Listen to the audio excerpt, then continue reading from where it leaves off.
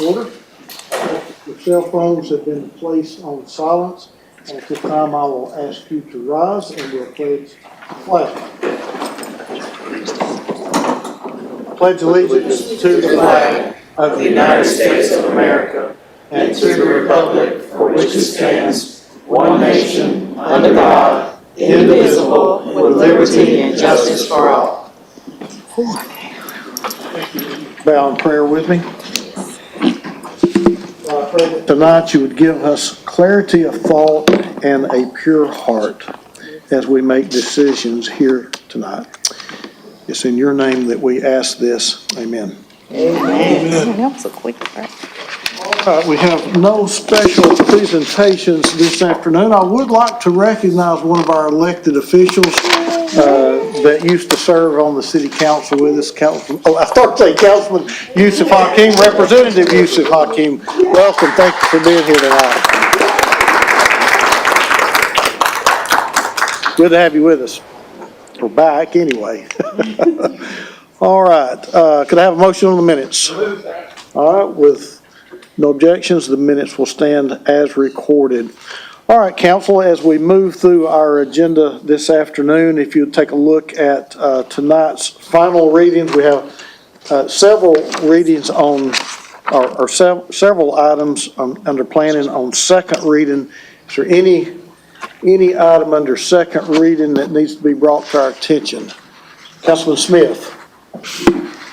Thank you, Mr. Chair. We do have one item on final read, item B, that I'm going to ask for a deferral for 1 week. There's some additional information that came up since we heard this item last week. Okay. And I just want to make sure that we have some time to clarify it. Okay. Thank you, sir. Great. Thank you, sir. All right. Any other item under second read in planning that we need to be made aware of? Did you hit your light again, Councilman Smith? No, sir. No? Oh, okay. All right, there we go. All right, moving down to items on first read. We have an item under finance that we talked about last week. A couple of items under, or item under Parks and Public Works, and then a couple additional planning items under first read. Councilman Ledford. Thank you, Mr. Chair. Please note item C has an alternate version. The alternate version, this is a deferral from last week, adds another layer of security based on community input. Number one, number two, adjusts the boundaries slightly and adds the new map. And it was added, I think, Mr. Attorney, this morning. Yes, sir. And it is attached, so it's ready to go. Okay, so we'll want to read the alternate version? That is correct, Is that sir. correct? Yes, sir. Thank you. Thank you.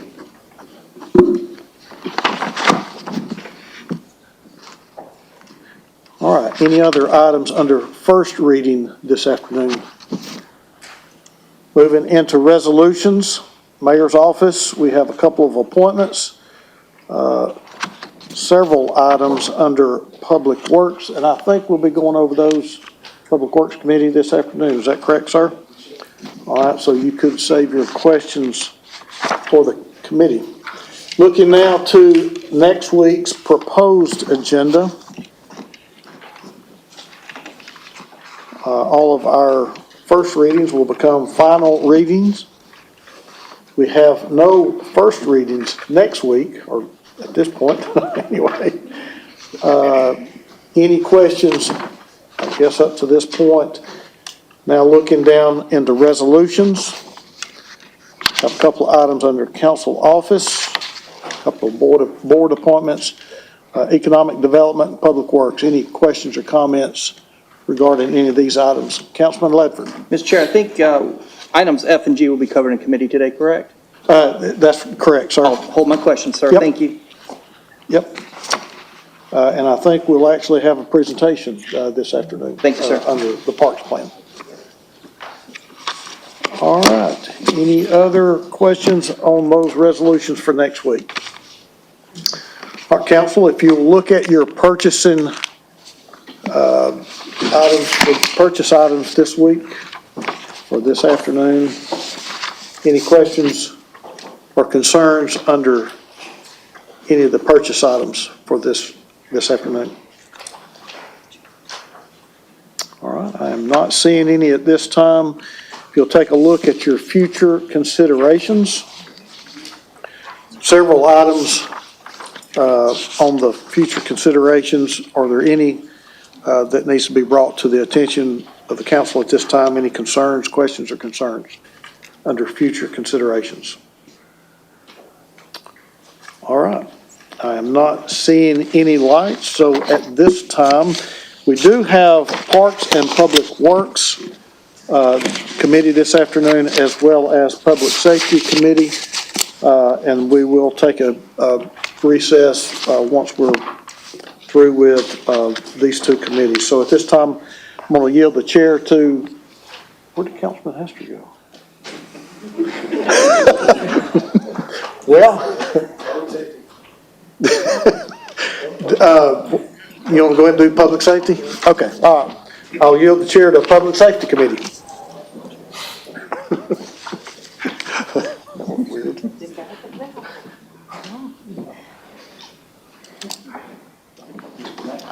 Oh, now he come back. All right.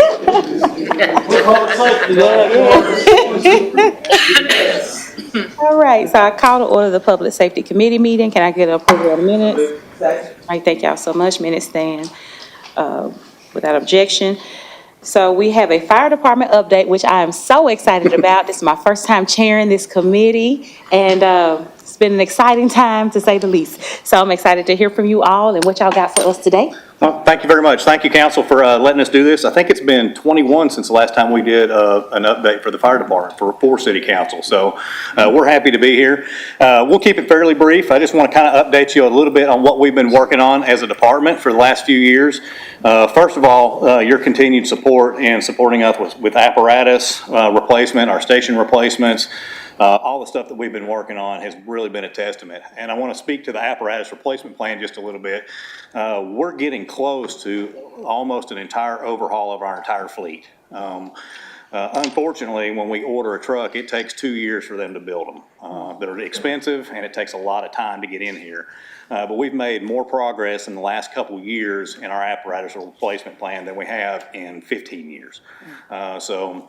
Much of that is a testament to y'all and what the mayor's office has done, allowing us to spend some capital dollars in places that we haven't been able to before.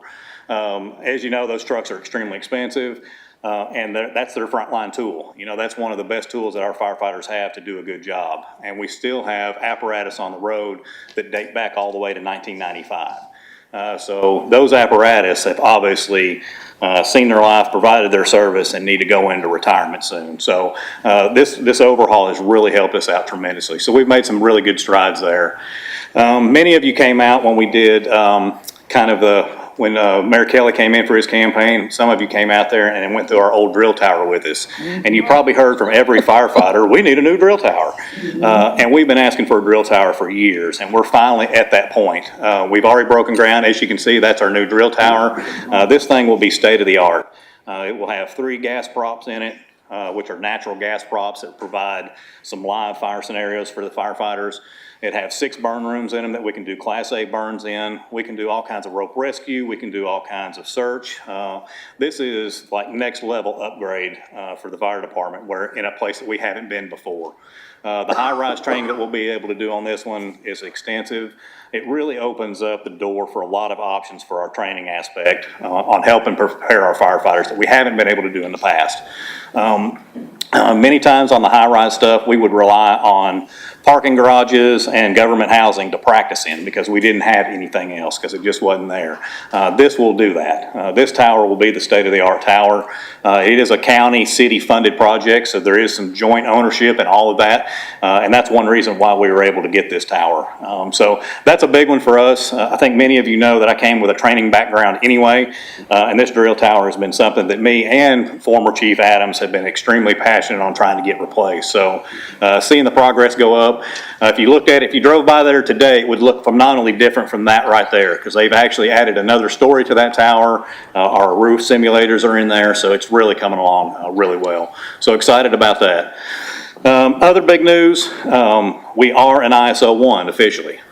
We were able to maintain that through the grading process. We were right there on the cusp. Thank you. Just so you understand what that ISO class means, there's only about 5% of the departments throughout the entire country that maintain an ISO class 1. And that just tells us that we're on the right track. And it's expensive to get there. It's a big commitment of city council. It's a big commitment of city funds to get us there because they look at staffing, our water delivery, our coverage of our stations. But at the end of the day, that's lower cost for commercial businesses and residential homeowners and residential or commercial insurance. You know, there's a big savings there. Even from a 1 to a 2, there's a large savings there. And we barely eked in under a 1, barely eked into that 1. Just by a couple points we got there. So it's something that we'll obviously have to maintain, but I think it's the best thing for our citizens for those lower costs, especially for homeowners, insurance costs. Another big one, and I know Councilwoman Coonrod will be happy to see this one go into service, because how many years have we worked on this one? A long time. This is almost 5 years in the making of finally getting our Station 15 completed. And I'm happy that Mayor Kelly was allowed to get us to speed this process up, get us the capital funding that we needed to pull this thing off. We will probably be doing a grand opening just after the State of the City address in September. So these folks are going to be moving into the station very soon. So for the last 9 months, Station 6 and Station 15 have been living in the same station together. So those crews are definitely ready for this station to open and get a little bit more space. But the unique thing about this station, it will kind of be the centerpiece of what our stations look like moving forward.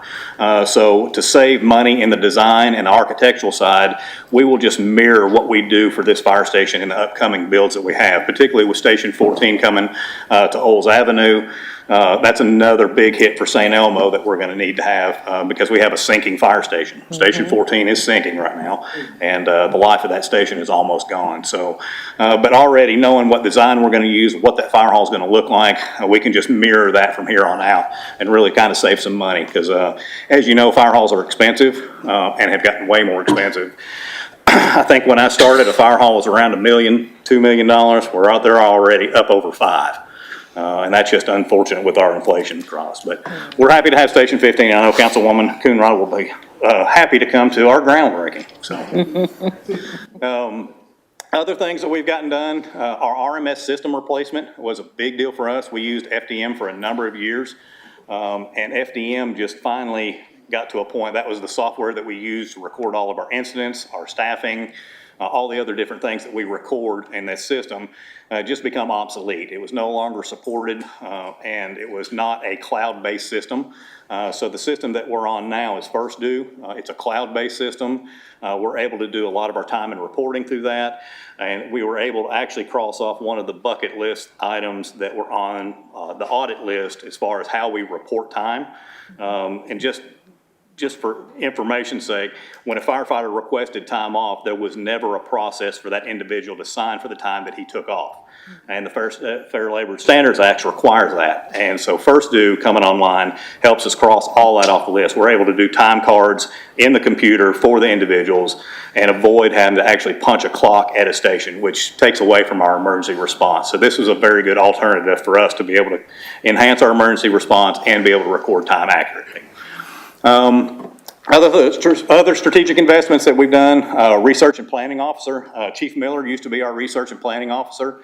That position went away, and then we were able to get that position back. That position alone is solely responsible for making sure that we got an ISO 1. Captain Dan Peterson in that position has worked extremely hard with ISO and making sure that we're hitting all the marks that we need to for that one. So that position really is just a testament to why we got that ISO 1. We would not have been able to do it without him. Our community outreach and recruitment coordinator, Captain Damien Vinson, has been wickedly engaged in our recruitment efforts.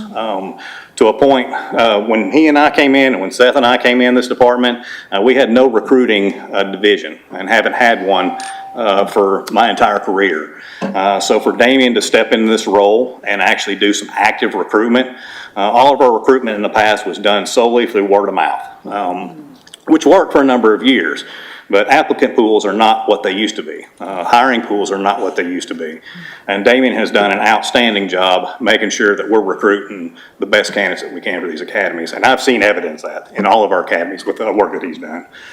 Other areas, public safety educator, Alan Green, does a lot with public safety education. He's done an outstanding job. He does an outstanding job just from the leadership side of stuff, but he's getting more involved with the community. And him and Damien really front a lot of that stuff and getting us more involved in the community in places that we weren't able to before without these positions.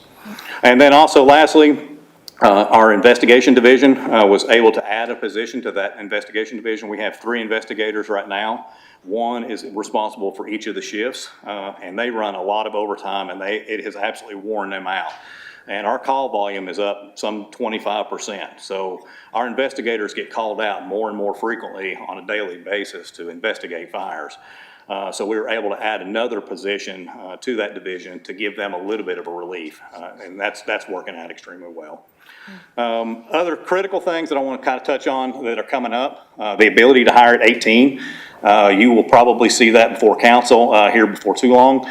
That's important to us because it makes Damien's job a little bit harder, but it gives him more of an applicant pool to draw from. And I know there was some controversy a little bit about worrying about maturity level at age 18.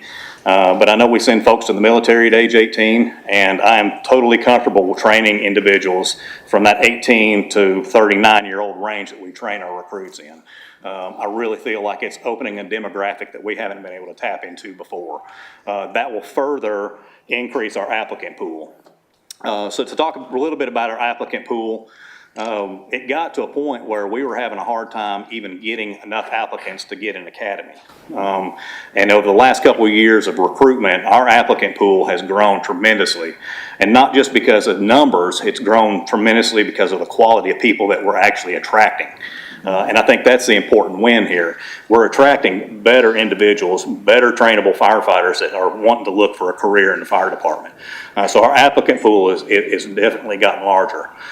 Another thing that will help with that is our ability to hire candidates that live in different states. And I think that's being talked about going to referendum, that we need to vote on the residency requirement. It is super important to us, and I think you guys have heard us talk about that from the fire department standpoint for a number of years of this being a big ticket item for us. To me, this is another barrier that we can remove to hire better candidates. Removing the residency requirement is just another barrier that is there that we need to avoid. So we'll be doing some education in the coming months for that to go to vote on referendum. All right, Chief? Yes. Have Chairman finishing up? Okay, you can go ahead. Okay. With that, since we're talking about recruitment, I'm going to turn it over to Damien. Let him talk a little bit about all the stuff that he's been working on. So here you go, Damien. Good afternoon, Council. And we'll continue on with the positive things that Chief Hyman has said. So as we all know, preparation is the key to success, especially for the fire service. So a couple things that we put in place over the past couple years that has actually helped our recruitment and our academies do well is the physical agility prep and the written test prep. So in years past, you just showed up day one of the test and you did how you did. You didn't really know what to prepare for on the written test. You didn't really know what to prepare for the physical agility test.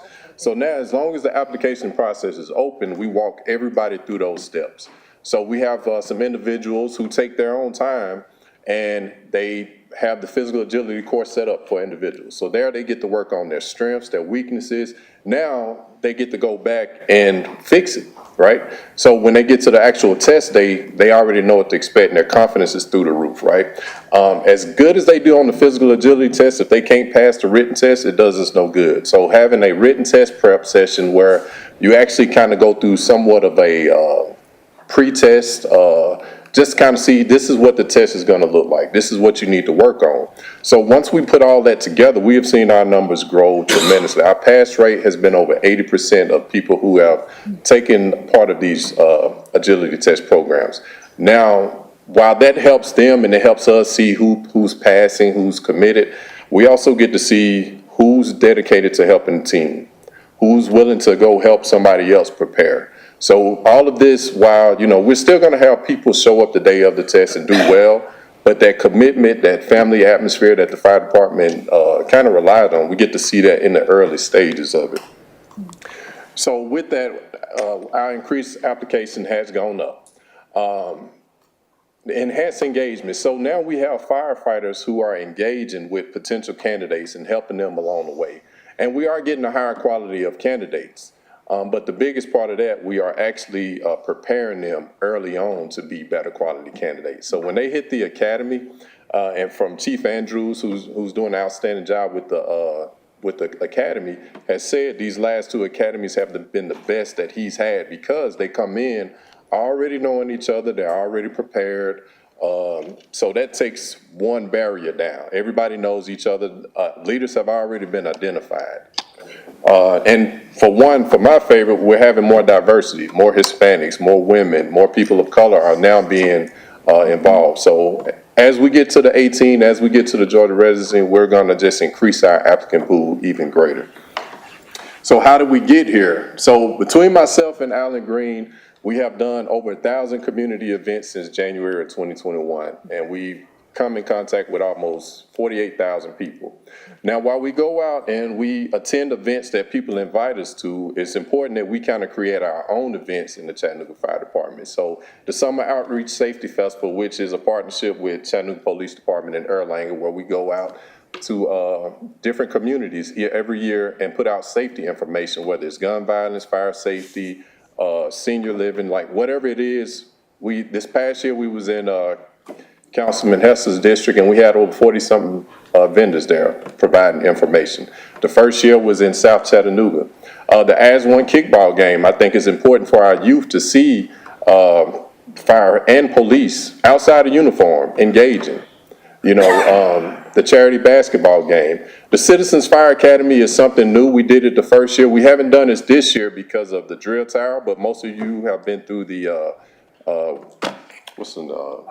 fire ops. So this is just for the average citizen. It's important for them to know what it is that we do. You know, they get to put on the gear, they get to use the 1 3/4, you know, they get to come off the drill tower. They had a great time. They're ready to come back. But now, you know, once we get the drill tower up again, now it's gonna be even better because they're gonna tell their friends and it's just gonna continue to get bigger. A lot of things that we do is based off youth, right? So the first responder game night is something that we do when we go out and fire, police, EMS, play games with our kids. But it's also important to realize that our senior population is growing. And we respond to a lot of sister citizen calls. So something that we're getting ready to pilot in Councilwoman Coonrod's district is the bingo day party. So we know their hours are like 11 a.m. to 2 p.m. So we don't want to do anything after hours, right? But we get our seniors out. They get to play bingo. But in the meantime, they get to learn about nutrition. They get to learn about fall prevention. They get to learn about, you know, just if there's any information out there. So we're partnering with the health department as well as community health on that as well. So those are some of the things that has gotten our recruitment up because we're more visible in the neighborhoods for these past 3 years.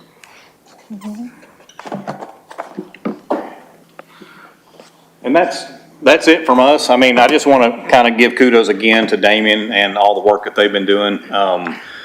Y'all gave us the tools to do a job, and when we meet these capacities issues and are able to fill these positions, sky's the limit for us. You know, we'll keep going and try to address all this. I think it's important for our departments to be adaptable. We've had to adapt to a different hiring demographic than we've ever had to. And I know departments across the city and across the country struggle with hiring because the applicant pools have changed. But it's interesting that our applicant pool has changed so much. It amazes me, out of all the applicants that we end up hiring, how many actually have degrees in various fields but want to come work for the fire department. So I see that transition a lot more. So I'm just proud of the work that Damien's done. He's done an outstanding job. We'll continue to grow, and I appreciate your continued support. All right, Chief, thank you so Yes, much. ma'am. We have a couple of questions. Chairman Henderson. Thank you, Madam Chair. Chief, appreciate the update. Yeah. You mentioned the getting down into Georgia it is on the referendum? It is? It will have to go before referendum, yes. It'll have to go be before, voted. that's what I thought. I Yes. didn't remember Yes. us voting to put it on. It hasn't, I don't know that it's gotten there to that point. I know we've talked about it. I would let Phil speak on that. I remember we had a discussion about this maybe a year or two ago, but Phil, what was Is there something more? Is there something from the state that has to happen, or is this just a matter of this council voting to put it on the ballot? It's a matter of timing of when you want it on the ballot for which election on there. And it's a revision to section 3.11 of the city charter currently. And it's my understanding that the city, at the state level, that's already been done. Okay, and maybe that's what we were waiting on. It's already but been accomplished on the state level. Is Yes. it too late to get it on the November ballot? I am not sure. It's got to be at least 70 days before that occurs. Okay. Yes, So sir. we do have a city election coming up in Correct. March, so I'd say we want to make sure and at least get it on that ballot then. I'd agree with that, yes. Okay, all right. Thank you. All right, thank you so much, Chairman. Councilman Ledford. Chief, you knew I wasn't going to let you get out of here. So in 2016, when I started to think about running to represent District 4, one of the first groups of people that came down to talk to me were Chattanooga firefighters. And you educated me on the need for a second set of turnout gear. Yes. You educated me on the fire tower, PTSD, obviously our cancer rate and treatment. And I am so excited to be part of an organization with this board and this administration now that has given you the tools to succeed. Because one of our first and foremost primary duties is to provide public safety. And that ISO rating, you know, you and I have talked about this many, many times. It's to me, it's more than an insurance savings. It's a confidence that absolutely is instilled in, and I think every citizen should understand how important that is. Your average, you said 25% more. It used to be 53 calls a day, so we're up now? It's up quite a bit, yes. Yeah, I got to change my number now because we stayed at that for a while. Yeah. The average citizen citizens need to understand this, 53 plus calls a day. You're addressing all kinds of issues. I mean, literally, sometimes our lives are in your hands. And I have the privilege of working, obviously, very closely with you on some other levels. And I'm just excited. I want to say thank you. The leadership, the 18 being able to recruit, Damon, that is so amazing because I have the absolute confidence that you can train. I have no problem with that age at all, and I know you all can do it. And this is just the updates that we're hearing today. I get really emotional when I talk about our Chattanooga Fire Department because I know so many of you, and you are a family. And you are a family that will stand up and come to my family's aid. And that response time is what usually? Just a few minutes. Just a few minutes. And unfortunately, my neighbor's house one year did catch on fire. And I saw 21 coming down the hill in like 2 minutes and 30 seconds. That's us. And I could not, I mean, I tell you what, it's just amazing what you all do. So council, thank you. Administration, thank you so much for putting the resources and the capital and the importance and priority on making sure we have the absolute best out there. And I think we have the best leadership and we have the best firefighters anywhere in this country. So, Best firefighters for sure. thank you, Madam Chair. Thank you, Councilman Ledford. Thank you, Chief Hyman and Captain Vincent. We appreciate you. It's my pleasure to be the chair of this committee, and I've learned a lot. In regards to this new drill tower, that's not another requirement of us, is it, to do it again? Yes, yes, it is. Okay, just wanted to ask in public. Okay, thank you all so much. I appreciate that. Thank y'all. Thank you. We have two resolutions here. Madam Clerk, if you could read item I. And there are police resolutions.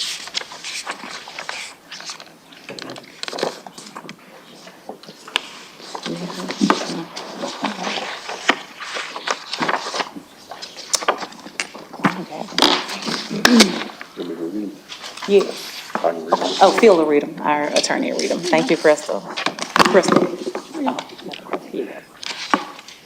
So item 9I. 9I, please. Mhm. Yeah, 9I for today is a resolution authorizing the chief of police to apply for and if awarded, accept a grant from the BJA for the fiscal year 2024 Local Law Enforcement Crime Gun Intelligence Center Integration Initiative CGIC, to be used to expand our current award-winning program by enhancing technological and training capabilities to continue our mission to reduce gun crime violence while expanding our ability to utilize crime gun intelligence for a 2-year period beginning October 1st, 2024 until September 30th, 2026 in the amount of $300,000. Thank you so much for reading that, Phil. Any comments or questions from council? Okay, Madam Clerk, item J. A resolution authorizing the chief of police to apply for and be awarded accept a grant from the Hamilton County District 3 Homeland Security Council, U.S. Department of Homeland Security Office for Domestic Preparedness State Homeland Security Grant Program, which is in 2023, awarded Hamilton County $209,546.88, which will be administered to the Chattanooga Police, Saudi Daisy in Hamilton County, and Chattanooga Police will receive $59,500 to purchase 3 canines, training, and equipment for a grant period ending January 31st, 2026. All right, council, any comments or questions about that item? All right, well, that concludes the Public Safety Committee. I will turn it over to Councilman Hester for Parks and Public Works. Thank you, Phil. Thank you, Madam Chair. We accept the minutes. Welcome to Parks and Public Works Committee. Madam Clerk. An ordinance closing and abandoning a sanitary sewer easement beginning northeast 9 feet of MHS 145F007 to S145C004, 226 feet from S145F004 to S145C158, 41 feet from S145C004 to S145C003, 31 feet for a total of 298 feet. Tax maps number 145FA002, 003, and 004 as detailed on the attached map, subject to certain conditions. I see no hands. 9E, please. A resolution authorizing the administrator for the Department of Public Works to execute change order number 1 for the Dartmouth Basin Drainage Improvement Plans, contract number S2000410 with WSP USA Environment and Infrastructure Solutions, Inc. to add survey services for increased amount of $178,845 for a revised total amount of $677,719.50. F, please. A resolution authorizing the administrator for the Department of Public Works to execute contract number R23014-101, Riverfront Electrical Compliance with Maffitt Loftus Engineering LLC for professional services in the amount of $58,370. I see no hands. Can you read G through L, please? Yes. A resolution authorizing the appointment of Tiffany Manette as Special Commissioned Police Officer unarmed for the City of Chattanooga, Chattanooga Police Authority, to perform duties expressly limited to the performance of the duties of the position of Parking Ambassador. H, a resolution authorizing the appointment of Bobby Duncan as a Special Commissioned Police Officer unarmed for the City of Chattanooga, Chattanooga Parking Authority, to perform duties expressly limited to the performance of the duties in the position of Parking Ambassador. I, a resolution authorizing the appointment of James Tyler as a Special Commissioned Police Officer unarmed for the City of Chattanooga, Chattanooga Parking Authority to perform duties expressly limited to the performance of the duties in the position of Parking Ambassador. A resolution authorizing the appointment of Peter W. Stewart as a Special Commissioned Police Officer unarmed for the City of Chattanooga, Department of Public Works to perform duties expressly limited to the performance of the duties in the position of the City Municipal Forester. K, a resolution authorizing the appointment of Cassie Klein as a Special Commissioned Police Officer unarmed for the City of Chattanooga, Department of Public Works, Land Development Office, City Code Enforcement to perform duties expressly limited to the performance of the duties in the position of the Development Review Planner. A resolution authorizing the appointment of Akusa Cook as a Special Commissioned Police Officer unarmed for the City of Chattanooga, Department of Public Works, Land Development Office, Code Enforcement to perform a duty expressly limited to the performance of the duties in the position of Development Review Planner. Thank you. I see no hands. 9 F, and G, please. A resolution to create and adapt the 2024 Evolving and Riverfront Parks Framework Plan, which will guide, shape, and form the park's redevelopment in accordance with the city's needs and in accordance with the adapted 2023 Parks and Outdoors Plan. G, a resolution authorizing the Department of Parks and Outdoors in partnership with the River City Company to apply for, and if awarded, accept the Blue Cross Healthy Place Grant for the revitalization of elements of the Evolving Our Riverfront Parks Framework Plan in the amount of $10 million.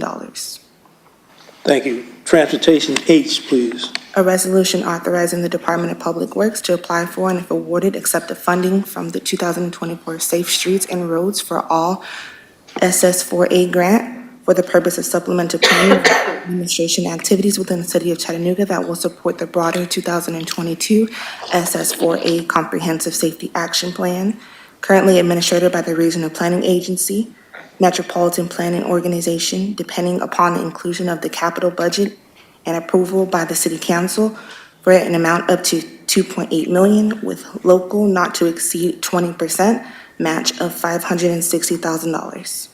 Thank you, Madam Clerk. At this time, we have a presentation by Ms. Scott Martin.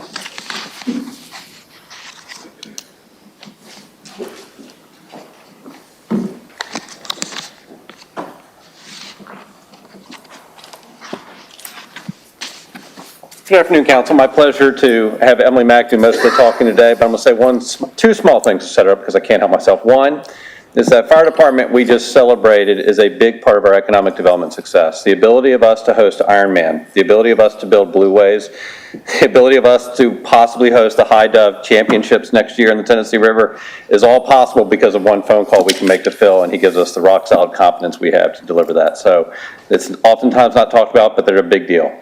Now to this. So we're going to give you all a chance to talk about something that Atlanta don't get to do, Charlotte don't get to do, and certainly Nashville don't get to do.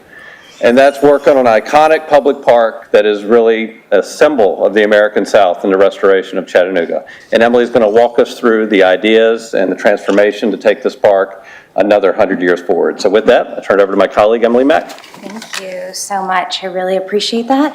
And with this body's permission, we do have hard copies of the framework plan to be distributed to every council member. As Scott said, my name is Emily Mack, and I'm the president and CEO of River City Company today. And we're here this afternoon to share with you the Evolving Our Riverfront Parks plan and project and two accompanying resolutions. The Evolving Our Riverfront Parks plan is a direct result of, and it came out of, the One Riverfront Plan, which was a robust, community-driven plan completed in 2021 to help re-energize, redevelop, and reinvest in downtown's Riverfront District. Through robust community conversations and input during the One Riverfront planning process, we collectively developed 8 implementation strategies. Several of these strategies directly shaped and helped drive the Evolving Our Riverfront Parks plan and the project, which builds upon the history and the legacy of the 21st century waterfront by adding features and amenities to serve our Chattanooga community today and in the future. When we began the Evolving Our Riverfront Parks plan, we once again engaged our Chattanooga community. Throughout 2023, we asked our residents, property owners, businesses, area attractions, and numerous groups and organizations and stakeholders to help inform and guide and shape this plan. And I'm happy to share that thousands of Chattanoogans enthusiastically shared what is important to them and what they would like to see and do and experience if our riverfront parks were to be enhanced. And that is how the plan before you emerged. Through a lot of community conversations and sometimes some pretty robust debate, the Evolving Our Riverfront Parks plan was completed earlier this year. And while the planning process is complete, we've now transitioned into implementation, which includes detailed design and construction documents with the goal of beginning the first phase of construction in November of 2025. This afternoon, Scott and I are coming before you to present and to share 2 resolutions for your consideration, hopefully future adoption. The first resolution is to create and adopt the 2024 Evolving Our Riverfront Parks Framework Plan that you have before you, which will guide and shape and form the park's redevelopment in accordance with the city's needs with the adopted 2023 Parks and Outdoors Plan. Because construction of the riverfront parks will occur in phases over the course of several years, adoption of the framework plan helps ensure consistency and continuity, and it also helps ensure compliance with the 2023 Parks and Outdoors Plan. The second resolution relates to the upcoming incredible philanthropic opportunity with Blue Cross Blue Shield of Tennessee and the Healthy Place application. With your permission, the Department of Parks and Outdoors, in partnership with River City Company, will apply for a Healthy Place application in the amount of $10 million. If we're fortunate enough to receive the award, Parks and Outdoors would like to accept the grant in order to complete a portion of the parks plan. And with that, I will pause, and Scott and I are happy to answer any questions that you might have.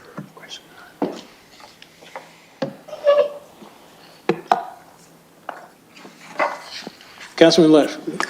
Thank you, Mr. Chair. Item G, I believe, is on next week, along with F. This is an extreme example of leveraging a public-private partnership, Emily, is it not? I would agree, yes. This is exactly what I know Scott was tasked with us to bring. Scott, this $10 million grant is not, we don't need to match this, do we? There's no match required, no, sir. That's amazing. That's exactly, I mean, talk about working the public-private partnership into, I mean, with no match, that's really, I mean, that's outstanding work. That's next level.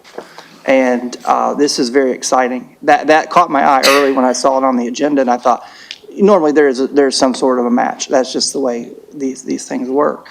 But to have no match to that is just absolutely outstanding. That talks a lot about the commitment Blue Cross is willing to make into our city as well. That's built upon relationship, collaboration, and River City and Parks, the city, everybody working together, which is, I think, exactly, I mean, that's a really, really good example that I hope everybody's watching. And we need a lot more of it in order to move us forward and make a better place to live. So thank you so much. That's really all I wanted to say, Chairman. You good? Okay. Vice Chair Hill. Thank you. I appreciate y'all bringing us this. And it's neat to see the one waterfront plan or one riverfront plan begin to come together. I will say this presentation was not what I expected, because this was how we got here, but not what you want us to approve. So let me, we have to vote to approve something. So am I to understand that starting on page 29, that says framework plan, that's what you want us to vote to approve? It's the entire document, but yes. Okay, so we as a council need to study where we want to head with this and all the pieces, parts, all the different elements, the rooms that are here. And if we approve this, we just need to understand that that's where we're headed.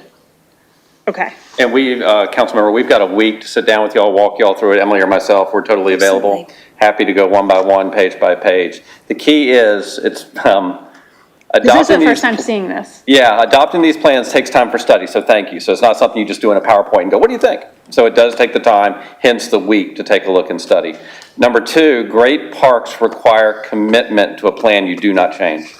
The reason Central Park is wonderful is they have held to that for 100 years.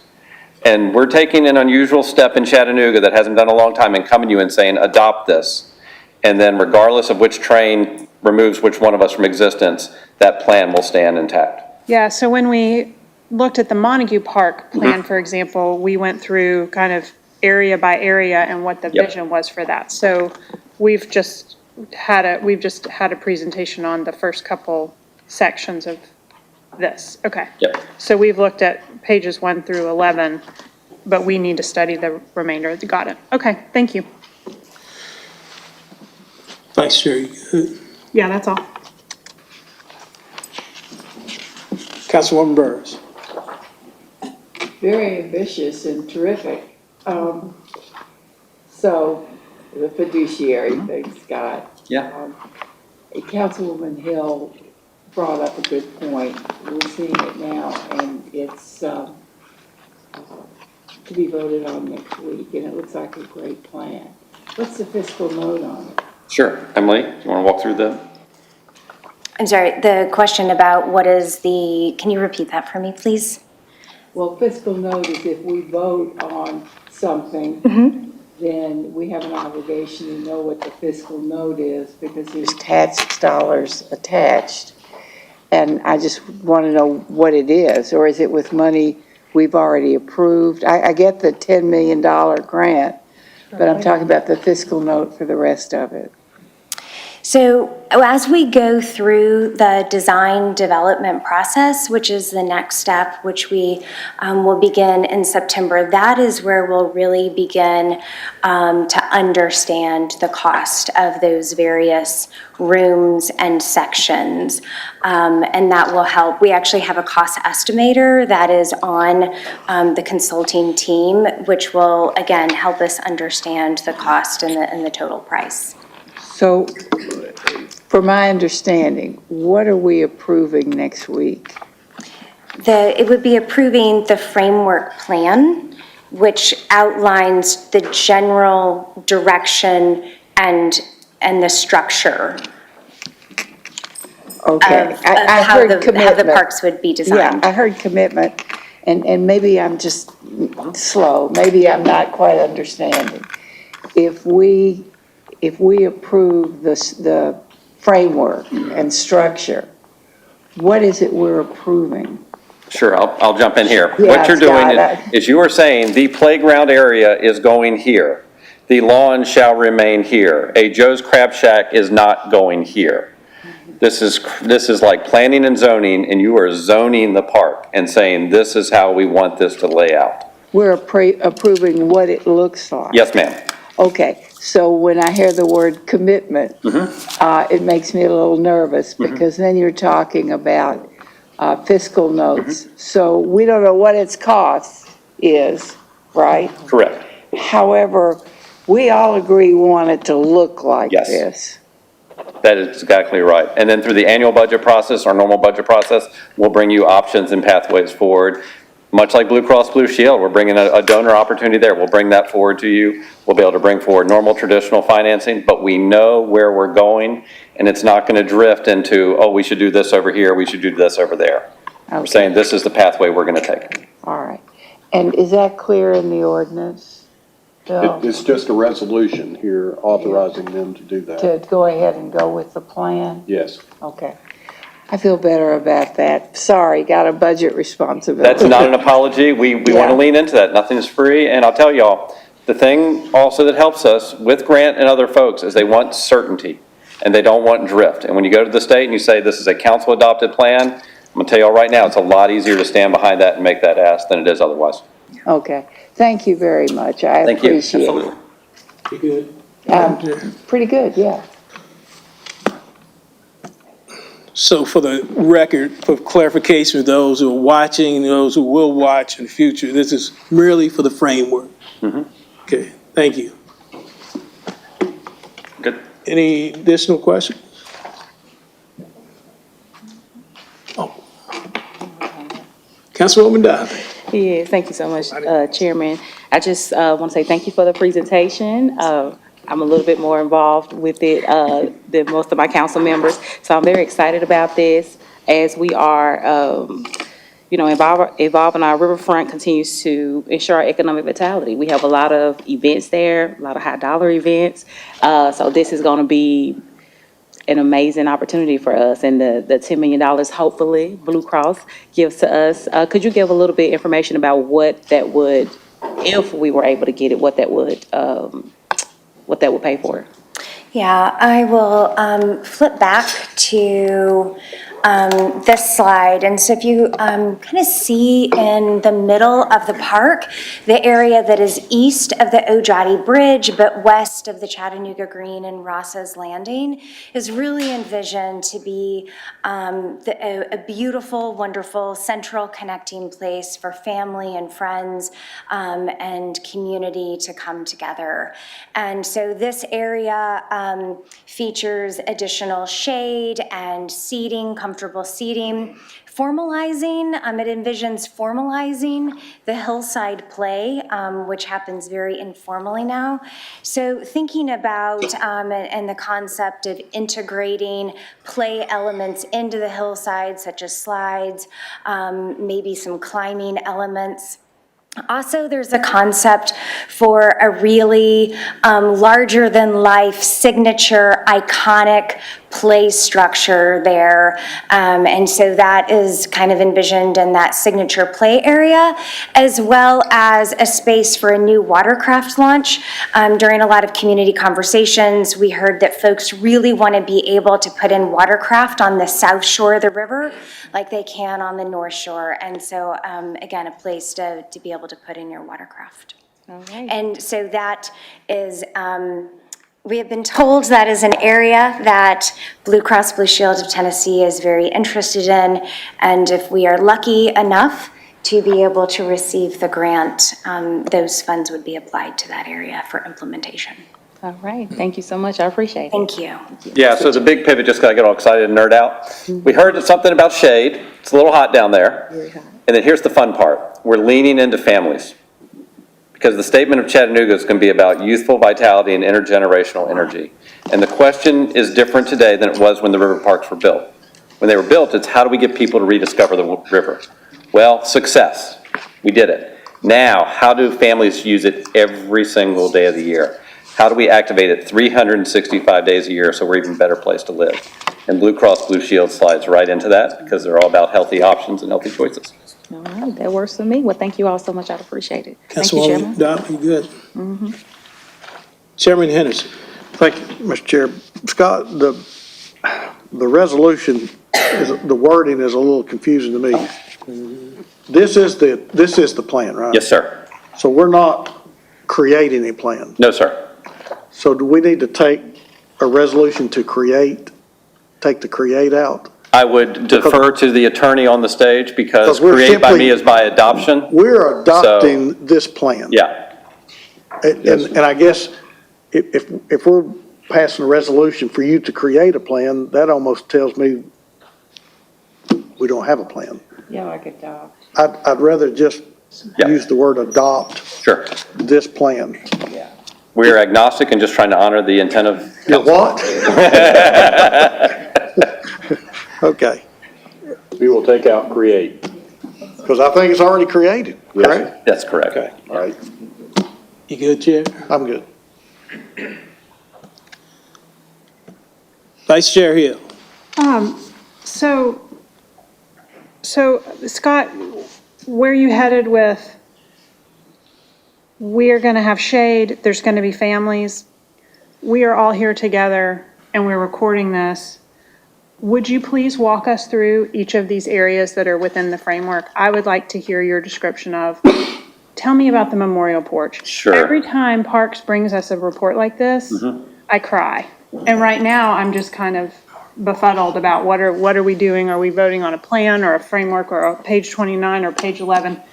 Cast a vision for us so that we can be excited, not confused. Hold on to it, sure. And we'll be back to you next week as well, so you're not done with us yet, but let me give you the high pitch, and it's all wrong, but let me try. Because we've got these rooms. Each room, yeah, I'll speak on the rooms, and if it's okay with y'all, we know the site well. I'm gonna move downstream and begin at the big steps and move our way downstream from there, and just big thematic punches if we can. So, the big steps, we all know those aerial from the view. We also know those are very, very harsh. Over 23 cruise ships are tying up this year to that dock, bringing incredible spending to our community. That pivots and it becomes a shaded space that welcomes you to Chattanooga and doesn't say, hello, welcome to some concrete. It says, hello, welcome to a park. So we want to be able to welcome them in, bring in all the equipment we have to bring in with them. Believe it or not, we're loading fuel on that now. We're taking out thousands of bags of trash from those cruise ships when they land. So we've got some functionality we need to bring there. If you look at the porch, art porch, that's where we are going to establish our cultures, our Native American heritage.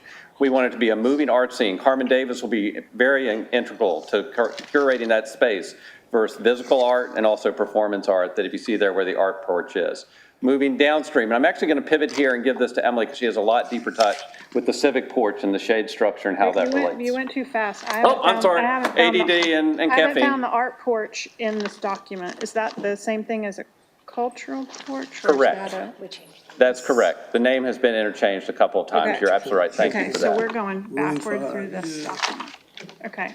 I promise I'm not trying to be a twit. I'm really just trying to No, and I'm too understand. quick because I'm too familiar and it's new to you, so apologies on my side. So, wait, so there's a cultural porch somewhere, but then there's a civic An everyday porch. porch, recreation. What page So I can should see what I be page they're on. I'm sorry. No, we just Okay. removed it. Cultural porch, room 5, page 50. Got it. Just gonna see. And we gave out all of our copies, so I That's can't not- cheat. But is that the art porch? Yes, ma'am. That's number 3, the activated porch for public art. Okay. Cool, an art porch. Okay. And now, so think about that as setting it up and you're moving downstream on the Riverwalk. Okay. Detail, because I'm nerding out, apologies. Have y'all noticed how hard it is to follow the Riverwalk through this whole waterfront process? You don't know if you're on the Riverwalk or off it. It bounces. This establishes it so you're not lost anymore too.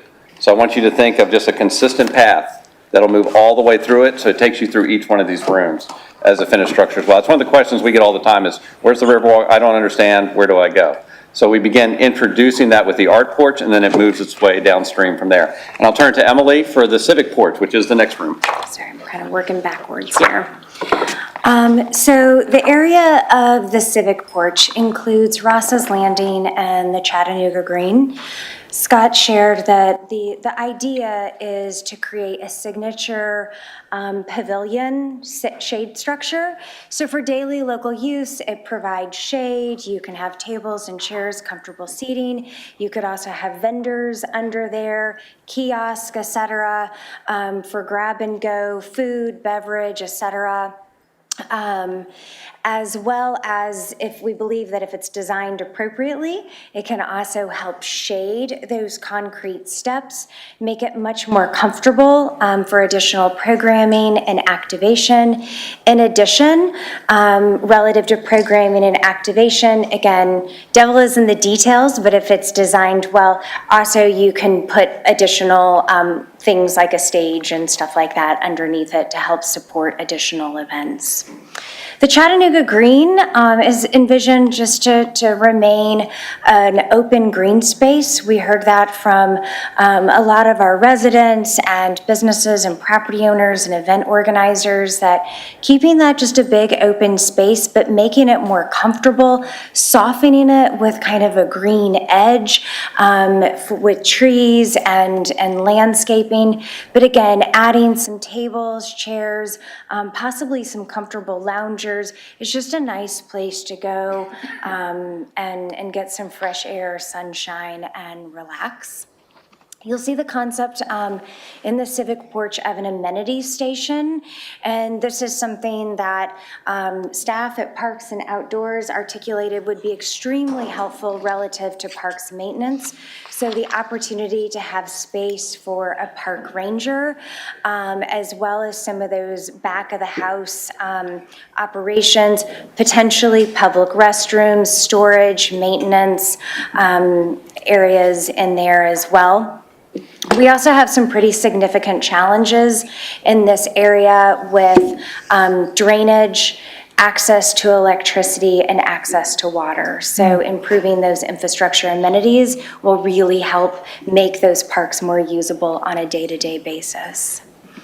Moving farther west and downstream at a high level, I kind of described kind of that family porch and everyday porch area with the hillside play and the signature play elements and some open green spaces, as well as the watercraft launch. But I'm happy to answer additional questions about that space. And then moving. I'll pick up one I'm so thing there, I'm sorry. If y'all paid it, Riverfront Nights is blowing us away this year.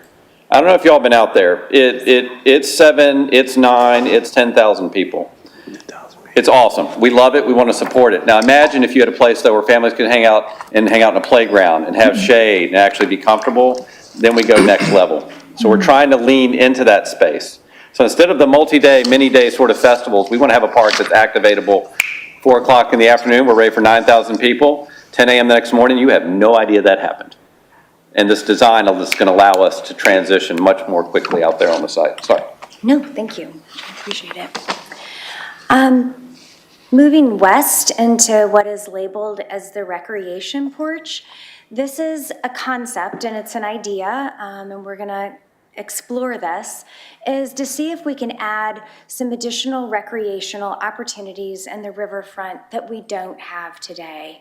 So things like basketball and pickleball, perhaps a pump track, roller skating, and just use that very, very underutilized space under the Ojati Bridge to add additional recreational opportunities. So we're actually going to do a pop-up this fall to test and to pilot this. So if anybody wants to come out and play pickleball, roller skate with me, we certainly invite you to do that. I do love roller skating. In addition, there is a loading zone, a pull-off zone, and so whether that is accommodating persons who might need special access or unloading watercraft, it's an opportunity to pull over there and easily access the riverfront parks. And then moving farther west is the concept of a memorial porch. It is a space where we can honor our Hamilton County heroes and combine our war memorials into one unified narrative space. Thank you very much for that description. It's helpful to be able to start to imagine how this would be used, and I mean, it's exciting to see those slides on that hill. I just think about how much fun children of all ages, including adult men like my husband, will find so much fun in that. And also, I mean, to shine a light on this memorial porch. It's a really important, special thing. I know there's been a lot of community engagement around just that one portion of this park. And for many people, it might very well be the most important part. So I appreciate the thoughtfulness that you all have put into that. Thank you, Chairman, for giving us the time to really learn a little bit more. I feel more grounded in this now.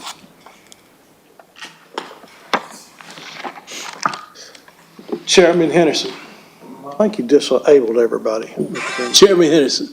Well, we're still disabled. Scott, we're a little redneck out in the valley. I don't see a place on here that accommodates us slide down the hill in our pizza boxes any longer. Yeah, we're going to put pizza boxes in slides. It's really the blending of rural and urban is what we're aiming for here. We can. It's the whole feel of it.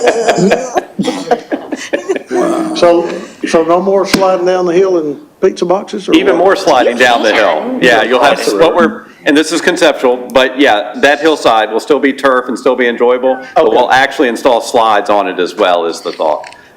Okay. For those that are not equipped with pizza boxes, we want to be accessible for everyone. Will the drop off into the river be?